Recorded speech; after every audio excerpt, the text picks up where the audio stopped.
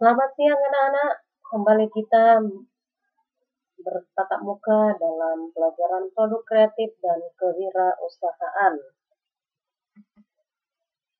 untuk kelas 12 OPKP. Sekarang kita akan masuk pada materi pelajaran yang baru dengan judul Indikator Keberhasilan dalam Produksi Massal. Ini adalah pertemuan yang ketiga. Di pertemuan sebelumnya, di pertemuan pertama, kalian sudah mempelajari mengenai pengertian produksi massal. Kemudian, apa tujuan dari dilakukannya produksi massal?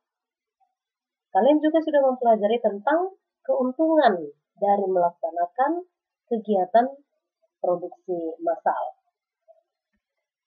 Nah, di pertemuan yang kedua juga, ya, di materi yang kedua, kalian sudah mempelajari tentang produksi massal produk alat perkantoran, ya, bagaimana produksi massal dilakukan untuk produk-produk alat-alat perkantoran.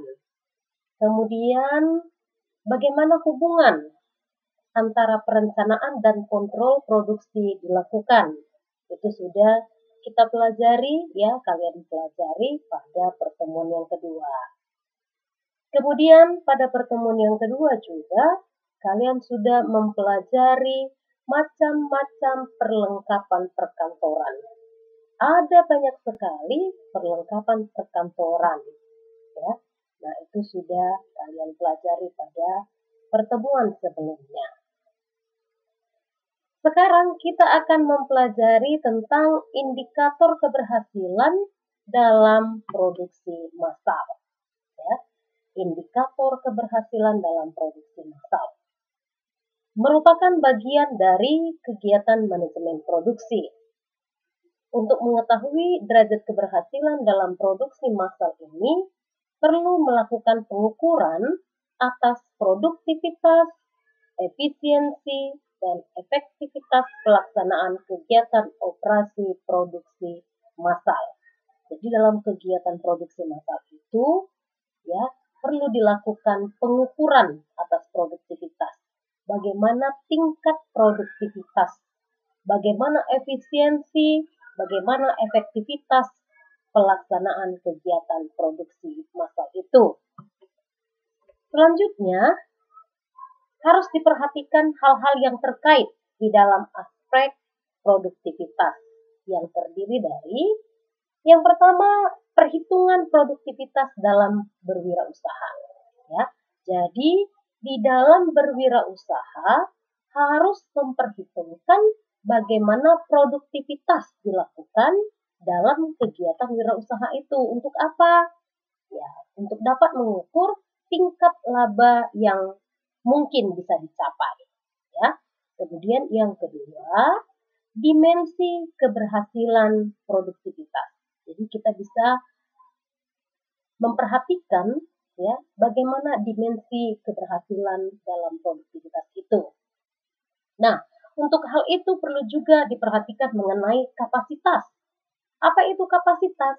Ya, kapasitas ini adalah hasil produksi ataupun volume pemrosesan atau jumlah unit yang dapat ditangani, diterima, disimpan atau diproduksi oleh sebuah fasilitas pada suatu periode tertentu.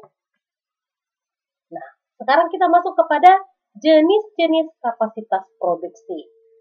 Ya, apa-apa saja jenis kapasitas produksi? Yang pertama disebutkan kapasitas desain. Kapasitas desain itu adalah kapasitas yang bisa diperoleh oleh suatu desain produk jika desain produk tersebut dialokasikan kepada sumber daya yang cocok. Kemudian ada yang dikatakan dengan kapasitas efektif. Kapasitas efektif itu adalah kapasitas yang dapat diperoleh jika dihitung dari efektivitas desain dan sumber daya yang diperoleh.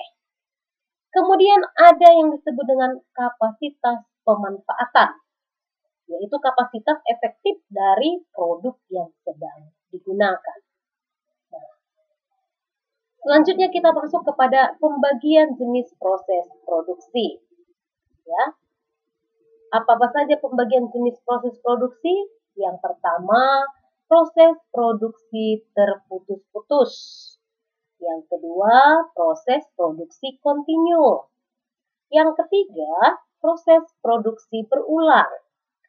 Dan yang keempat, proses produksi campuran. Ya, oke.